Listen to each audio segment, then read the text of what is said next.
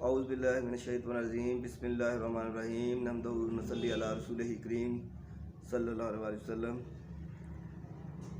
آج آپ کو عظمت مصطفیٰ صلی اللہ علیہ وسلم اور داعیے انقلاب کا تعارف کرواتا ہوں۔ بحیثیت نبوت حضور صلی اللہ علیہ وسلم کا انقلاب، جو حضور صلی اللہ علیہ وسلم نے 23 سال ہجری مہینے کے حساب سے 23 سال اور عیسوی مہینے کے حساب سے 19 سال بنتے ہیں۔ اس 19 سال میں حضور صلی اللہ علیہ وسلم کا انقلاب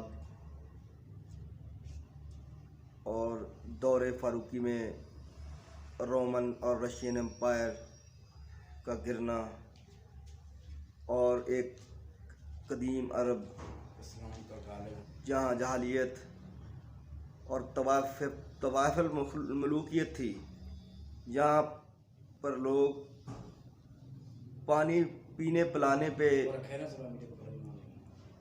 سالوں سال ان کی لڑائی جنگیں رہتی تھی، اس قوم میں اللہ پاک نے حضور صلی اللہ علیہ وسلم کو بھیجا اور حضور صلی اللہ علیہ وسلم کی عظمت اور شان اور ان کا انقلاب دنیا کی تاریخ میں ایسا انقلاب نہیں ملتا۔ بہت سے انقلابات ہیں جو میں آپ سے شیئر کرنا چاہتا ہوں۔ رسول اکرم صلی اللہ علیہ وسلم اور ہمارا حضور صلی اللہ علیہ وسلم کا تعارف اور انقلاب، جو کہ انقلاب دنیا میں کہیں نظر نہیں آیا۔ صفحہ نمبر 415۔ معزز حاضرین، محترم خواتین، السلام علیکم ورحمۃ اللہ وبرکاتہ۔ میں اپنے موضوع پر براہ راست گفتگو سے قبل آپ کے سامنے سوال رکھ رہا ہوں کہ آج امت مسلمہ کی سب سے بڑی ضرورت کیا ہے؟ سوچ کہ کیا مال و دولت، حکمت، تعلیم، ٹیکنالوجی اور جمہوریت میں سے کوئی چیز ہماری سب سے بڑی ضرورت ہے؟ ہمارے تجزیے کے مطابق آج امت مسلمہ کی سب سے بڑی ضرورت یہ ہے کہ وہ اسلامی انقلاب برپا کرنے کے اس طریقہ کار کو سمجھ لیں جس طریقے پر محمد رسول اللہ صلی اللہ علیہ وسلم نے انقلاب برپا کیا۔ میری سوچ کے یہ پہلو تو آپ حضرات پر واضح ہوں گے کہ اس وقت عالمی پیمانے پر امت مسلمہ جس جب و حالی کا شکار ہے، جو اصل میں عذاب الہی ہے جس میں ہم مبتلا ہیں۔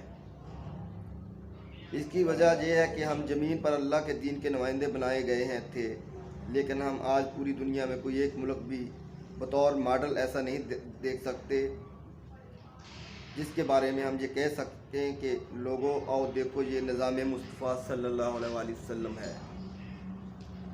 یہ میں اللہ کے دین حق کے قیام کی برکات، لہٰذا ہم اللہ کے عذاب کی گرفت میں ہیں۔ یہ بات جان لیجئے کہ اللہ کے اذعان کے بغیر بھارت اور امریکہ سمیت دنیا کی کوئی طاقت ہمارے کچھ نہیں بگاڑ سکتی۔ گویا اس دنیا میں ہمارا جو حال ہو رہا ہے وہ اذن رب ہی سے ہو رہا ہے، اور اس کا سبب یہ ہے کہ ہم اللہ کے دین کی صحیح نمائندگی نہیں کر رہے، بلکہ اپنے عمل سے مس ریسپینسنٹ کر رہے ہیں۔ تو اس کا حل ایک ہی ہے کہ ہم کم از کم دنیا کے کسی ایک ملک میں صحیح اسلامی نظام قائم کر دکھائیں اور پھر دنیا کو دعوت دے کے آؤ کہ دیکھو یہ اسلام ہے۔ ملکی اور قومی سطح پر پاکستان کے بارے میں بھی میرا یہ موقف آپ کے علم میں ہے کہ آپ پاکستان کے خاتمے کی الٹی گنتی شروع ہو چکی ہے، اسی لیے کہ یہ اپنے قیام کی وجہ جواز کھو بیٹھا ہے۔ البتہ ابھی اللہ کی طرف سے ایک مہلت باقی ہے اور اب اس کے بقا و استحکام کی ضرورت ایک صورت ہے کہ جہاں پر اسلامی انقلاب برپا ہو۔ یہ ملک اس مقصد کے لیے قائم کیا گیا تھا۔ باقی مؤسس پاکستان قائد اعظم محمد علی جناح نے کہا تھا کہ ہم پاکستان اسی لیے چاہتے ہیں کہ اسلام کے اصول حریت، اخوت، مساوات کا ایک عملی نمونہ دنیا کے سامنے پیش کریں۔ یہی بات فکر مبشر و مصور پاکستان علامہ اقبال نے فرمائی تھی۔ تیسری طرف یہ دیکھیے کہ عالمی سطح پر اس دنیا کی سب سے بڑی قوت امریکہ اور اس کے حواری اس بات پر تل گئے ہیں کہ دنیا میں کہیں پر اسلامی نظام کا ظہور نہ ہو۔ یہ وہی بات ہے کہ جو علامہ اقبال نے ابلیس کی زبان سے کلوائی تھی۔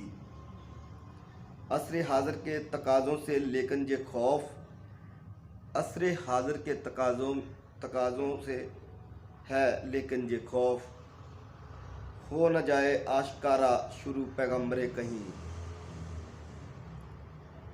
آج امریکہ اور پوری مغربی دنیا پر بالفعل یہ خوف طاری ہے کہ کہیں دنیا کے کسی کونے میں شروع پیغمبر کا عملی ظہور نہ ہو جائے۔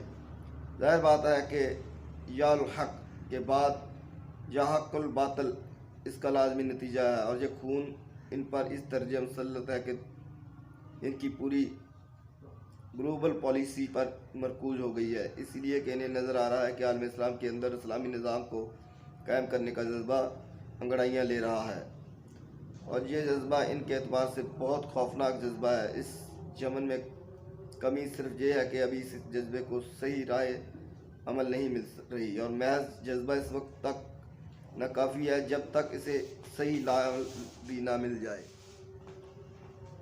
ان تینوں زاویوں کے حوالے سے میری بات جس نقطے پر آ کر مرکوز ہوتی ہے وہ یہ ہے کہ اسلام کو نظام زندگی کے طور پر نافذ غالب کرنے کے لیے صحیح لائحہ عمل واضح کیا جانا وقت کی سب سے بڑی ضرورت ہے، اور صحیح لائحہ عمل وہی ہوگا جو سیرت نبی صلی اللہ علیہ وآلہ وسلم سے ماخوذ ہو۔ ہم نے وہ احادیث ایک جگہ جمع کر کے بہت عام کی ہے کہ جن میں یہ یقین پیدا ہوتا ہے کہ قیامت سے قبل پوری دنیا میں اسلام کا بول بالا ہوگا، اور کفار کا نیو ورلڈ آرڈر نہیں، اسلام کا جسٹ ورلڈ آرڈر پوری دنیا پر غالب ہو کر رہے گا۔ یہ جس نیو ورلڈ آرڈر کو دنیا پر مسلط کرنا چاہتے ہیں وہ در حقیقت یہودی ورلڈ آرڈر ہے، جبکہ اسلامک ورلڈ آرڈر منصفانہ اور عادلانہ نظام ہے، اور اس کے بارے میں محمد رسول اللہ صلی اللہ علیہ وسلم نے خوشخبری دی ہے کہ یہ قیامت سے قبل پوری دنیا پر غالب ہوگا۔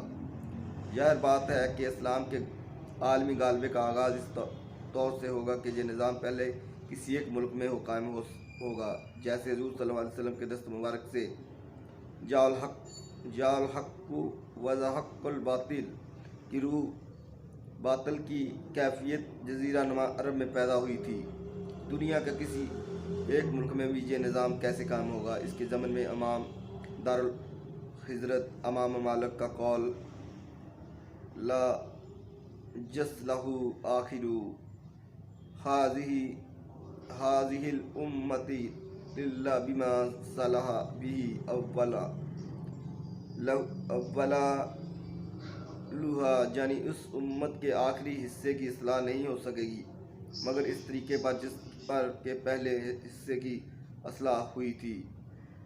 چنانچہ آج اسلامی انقلاب برپا کرنے کے لیے ہمیں محمد رسول اللہ صلی اللہ علیہ وسلم کے انقلاب کا طریقہ کار اچھی طرح سمجھنا ہوگا، پھر اسے اپلائی کرنا ہوگا۔ میں نے یہ چند باتیں بطور تمہید عرض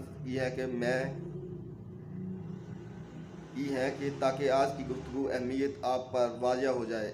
آج غلبہ اسلام کے لیے لوگوں کے جذبے میں کمی نہیں ہے، لیکن صحیح لائحہ عمل پیش نظر نہ ہونے کے باعث تحریکیں ادھر ادھر بھٹک رہی ہیں، اور ان کا حال بالفعل یہ ہو گیا ہے۔ نشانے راہ دکھاتے تھے جو ستاروں کو، ترس گئے ہیں کسی مرد راہ کے لیے۔ میری گفتگو آج جہاں تک اختتام پذیر ہوتی ہے، انشاءاللہ انقلاب نبوی صلی اللہ علیہ وسلم کا یہ سلسلہ جاری رہے گا، اور آپ کو اگلی ایپیسوڈ میں انشاءاللہ یہ واضح طور پر بتایا جائے گا کہ انقلاب نبوت صلی اللہ علیہ وسلم کس طرح برپا ہوئی، اور کس طرح اس 19 سالہ دور میں عزت مآب حضور صلی اللہ علیہ وسلم نے اپنی اس امت کی لیڈ کی اور ایک فائزانہ، منصفانہ اور عادلانہ نظام قائم کیا، اور ایک قوم، ایک امت بنا کر، امویوں کو ایک امت بنا کر پیش کیا۔ اور ان ان پڑھ لوگوں میں، اموی لوگوں میں جو لکھنا پڑھنا نہیں جانتے تھے، اللہ پاک نے ان کو انہی کی زبان میں ایک کتاب قرآن پاک کتاب الہدا، ہدایت کی کتاب قرآن پاک کی صورت میں اتاری۔ تو لہذا انشاءاللہ اس پر گفتگو پھر اگلی ایپیسوڈ میں مزید آپ کو سمجھائی جائے گی۔ وقت کی کمی کی وجہ سے جہاں میں بریک لیتا ہوں، انشاءاللہ اگلی ایپیسوڈ میں عثمان فاروق، ہم اور رسول اکرم صلی اللہ علیہ وسلم کا تعارف آپ سے ہوگا انشاءاللہ۔ والسلام علیکم۔